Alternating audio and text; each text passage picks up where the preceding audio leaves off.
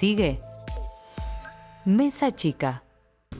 Es tiempo de economía explícita. El exministro José Luis Machinea, pero primero este informe.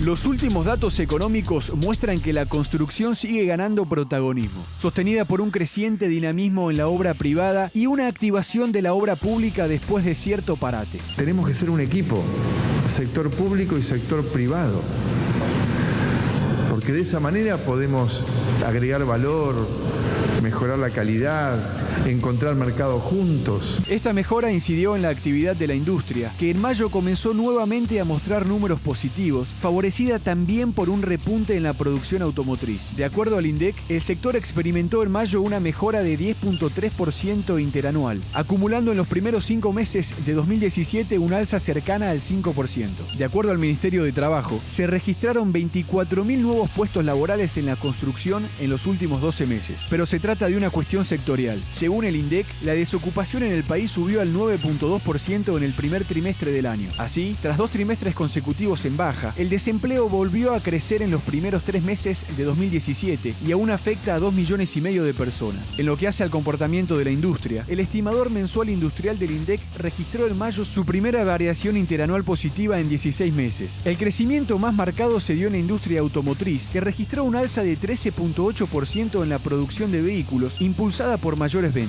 En el otro extremo, uno de los sectores que sigue mostrándose más rezagado es el textil, con un retroceso de 13% en el mes de mayo. Finalmente, en el plano financiero, el Banco Central decidió esta semana mantener sin cambio su tasa de política monetaria en un 26,25%. En lo que eran las proyecciones presupuestarias para este año, esta suba era algo previsible y posible, y creemos que se está desempeñando en un contexto de mucha tranquilidad y normalidad. Y pese a los altos rendimientos en pesos, el tipo de cambio se movió al alza en la semana, quebrando los 17 pesos por cada dólar, un récord histórico marcado por la campana de largada de la campaña electoral. Analizamos los datos de la actualidad económica junto a José Luis Machinea, quien entre varios cargos públicos ocupó el de presidente del Banco Central entre el 86 y el 89 y ministro de Economía entre 1999 y 2001, previo al estallido de la crisis.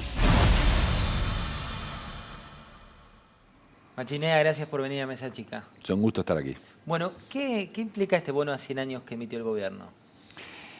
Bueno, yo creo que desde el punto de vista político es un error, porque da margen para que se hable que lo van a pagar nuestros nietos, bisnietos, etcétera, etcétera. Y los mismos que endeudaron el país a tasas del 12-13%, cuando este bono paga 8%. Pero desde el punto de vista técnico yo diría que es difícil juzgarlo, ¿no? ¿Qué va a pasar en 100 años si este es una razonable o no tasa de interés? Pero yo diría que es un tema marginal, ¿no? Porque en todo caso, ¿cuánto representa ese bono del endeudamiento argentino? 1%. Y por lo tanto, seguramente en 100 años vamos a seguir teniendo deuda. Así que podemos discutir si un medio punto menos podría haber sido la tasa más razonable. Yo no hubiese endeudado a 100 años, digo, por razones políticas, y creo que endeudarse a 30 o 40 años también da una idea de más largo plazo. Pero bueno, como digo, no me parece que sea como se ha convertido en un tema de gran discusión, ¿no? Hoy se da una particularidad, que es que la expresidenta habla del cierre de los tambos, el exministro Kicillof nombra la inflación, Guillermo Moreno se refiere a la cuestión de los precios. ¿Qué implica esto en la Argentina?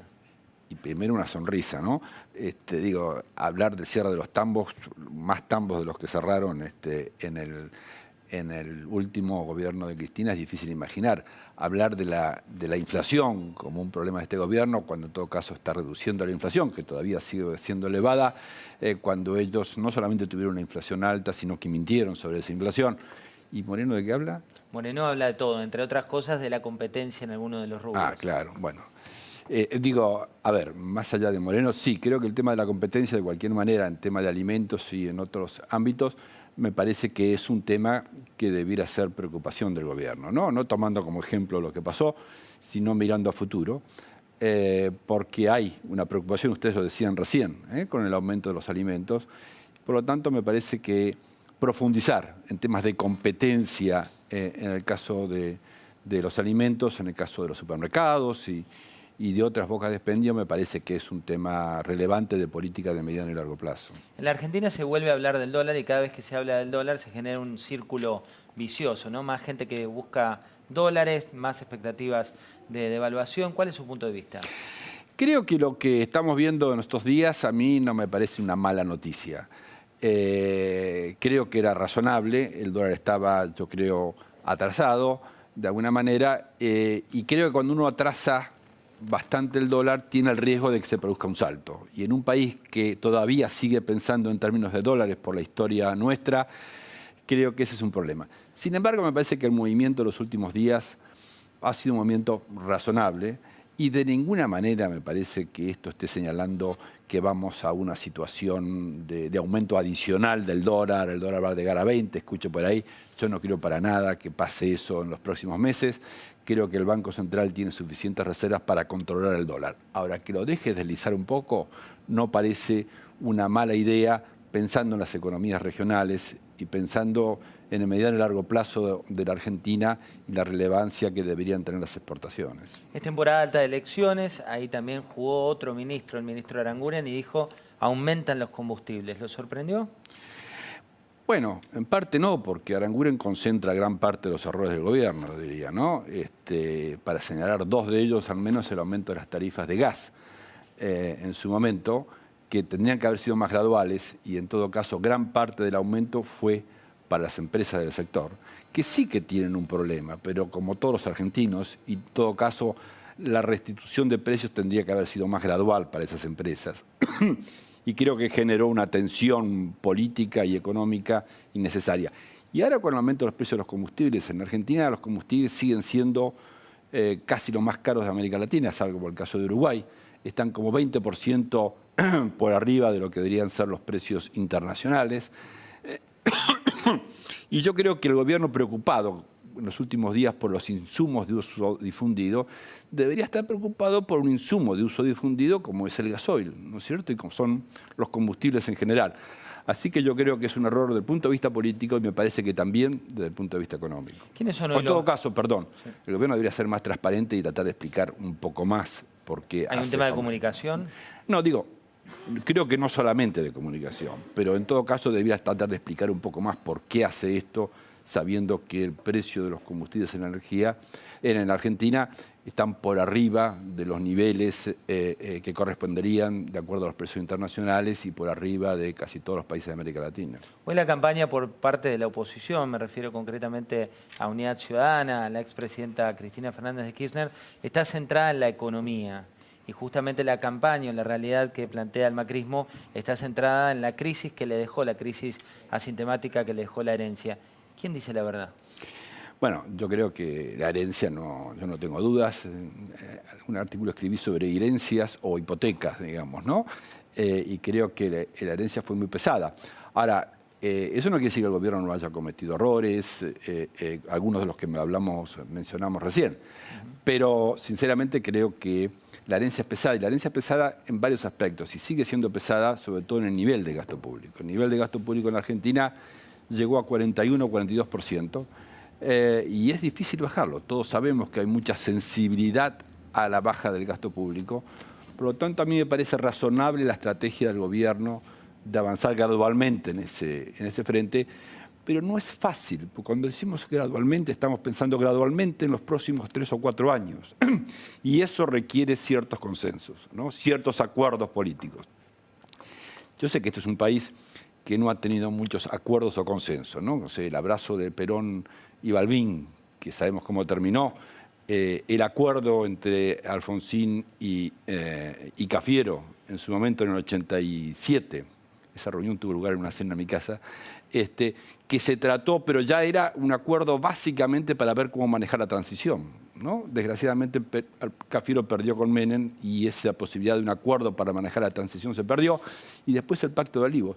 Bueno, no sé, pero un consenso es necesario y me da la impresión que hay cierta gente del peronismo que está dispuesta a trabajar en el consenso. Justamente no la expresidenta, ¿no? Que hace de la polarización, no solamente en la campaña, sino, como vimos desde el punto de vista de su gobierno, un eje central de su estrategia.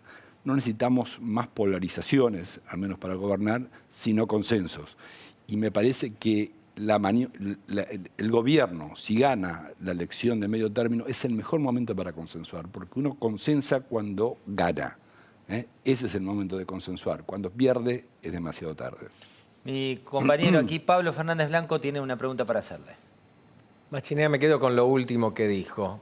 Cristina Kirchner fue la que puso el cepo cambiario, no dejaba enviar a las empresas utilidades al exterior, no dejaba pagar importaciones, ¿sí? Cepo cambiario.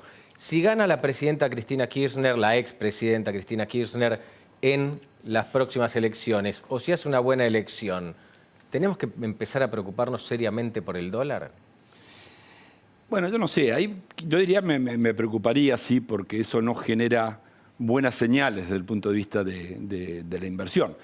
Pero como decía recién, aparte de no generar buenas señales desde el punto de vista de la inversión y por lo tanto de las exportaciones y tantas otras cosas, me parece que el problema es de gobernabilidad.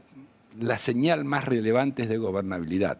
Y me parece que un triunfo de Cristina Kirchner no ayudaría mucho a la gobernabilidad, por lo que decía antes, ¿no? Porque se requieren consensos. Y ella no está por los consensos, sino por la polarización. Y si uno me da para elegir, digamos, ¿qué me parece más relevante? Si el tema de gobernabilidad y de los consensos o el déficit fiscal o la deuda, digo, la gobernabilidad y los consensos, ¿no? ¿Cómo se explica hoy la Argentina a un inversor extranjero? Y se explica diciendo que una transición es una transición difícil, pero claro, todo el mundo está esperando qué va a pasar de alguna manera en las elecciones y si el gobierno va a poder encauzar los problemas económicos que tiene. Yo hablaba recién del nivel de deuda, de gasto público, que es necesario reducir, aunque sea gradualmente. Pero la gobernabilidad me parece que es el tema central, ¿no? Este país necesita mostrar una señal de que estamos dispuestos a ponernos de acuerdo en algo, en alguna reforma. Insisto, a mí me parece que hay señales claras de parte del peronismo de que hay posibilidades de acordar, y también hay posibilidades de acordar con muchos gobernadores. Me parece que eso es lo que deberíamos hacer a partir de octubre. Pocas veces los impuestos estuvieron tan presentes en la agenda a partir de los distintos proyectos de reforma tributaria, pero también la famosa tablita de Machinea, de la cual usted es autor. ¿Qué es hoy esa tablita de Machinea y por qué siente cuando vuelve a escena una y otra vez? Yo creo que fue en su momento una medida que yo podría defender, porque me parece una medida progresista de cobrar impuestos, que fue desvirtuada totalmente cuando no se actualizaron los distintos montos del impuesto y hicieron que el impuesto dejara de ser progresivo porque todo el mundo empezó a pagar la tasa marginal del 35%. Para poner un ejemplo, antes que el gobierno actualizara esto, con 42.000 pesos la gente pagaba ya 35 por mes, la gente pagaba una tasa marginal de 35%. Si hubiese mantenido los niveles del año 2000, tenía que haber ganado 180.000 pesos. Esa es la magnitud de la distorsión. Entonces, la tablita esa se desvirtuó y el impuesto dejó de ser progresivo, sino que empezó a alcanzar a mucha gente con las tasas máximas. Entonces, el gobierno comenzó a corregir eso. La corrección tiene que ser gradual, porque si no el impacto sobre la recaudación ahora sería mayor. Que entre paréntesis es el problema serio que enfrenta el gobierno, porque habría que eliminar impuestos distorsivos, ¿no? Todos sabemos eso, o reducirlos. Pero al mismo tiempo sabemos que hay un déficit fiscal muy elevado. Y entonces es difícil en el corto plazo encontrar una manera de mejorar competitividad, que debería ser la forma más sana de hacerlo, reduciendo muchos impuestos. Vamos a tener que ser graduales también en eso, no porque no parezca razonable, sino porque el gobierno tiene limitaciones claras de la mano del nivel de gasto público y del nivel del déficit fiscal. Flor Donovan tiene una pregunta para hacerle. Entre las críticas que se le hacen al gobierno, muchos dicen que este gobierno se asemeja un poco, en realidad este modelo económico se asemeja un poco a el de los años 90, de alto endeudamiento, déficit fiscal, pocas reformas. Algunos dicen que además lo comparan con lo que fue en su momento una reforma laboral.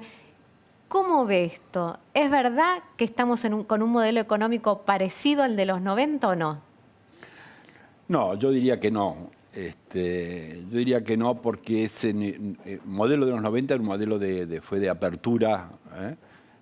Más indiscriminada. No, indiscriminada y muy rápida, y con un atraso cambiario y con una gran apertura. Y si me parece que lo que me parece que está haciendo el gobierno, y yo creo que razonablemente, es hacer una apertura muy gradual. Tenemos que movernos hacia una mayor apertura, pero de una manera gradual, teniendo en cuenta cuál es la situación económica. En la medida que la economía empieza a crecer, creo que habrá más margen para ir abriendo lentamente la economía. Dicho sea de paso, me parece una muy buena noticia esta la posibilidad de avanzar en el acuerdo con la Unión Europea, ¿no?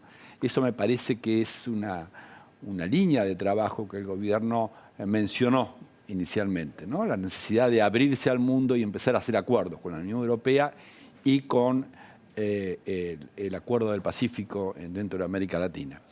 Me parece caminar por ahí, me parece que es lo razonable, y eso se parece poco, me parece, volviendo a la pregunta de Flor con lo de los 90.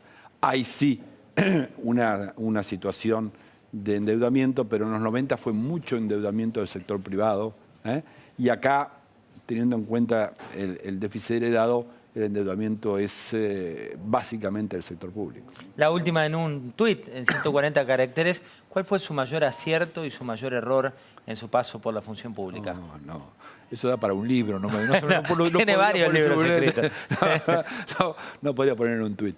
No, yo creo que cuando uno pasa por el sector público, momentos difíciles, creo yo, como me tocó a mí, siempre sigue pensando muchas noches qué es lo que yo hubiese hecho distinto, ¿no? Así que uno se queda con esas dudas si no tendría que haber hecho esto o lo otro. Creo que los momentos esos fueron complicados. Ahora, que uno comete errores, seguramente los he cometido.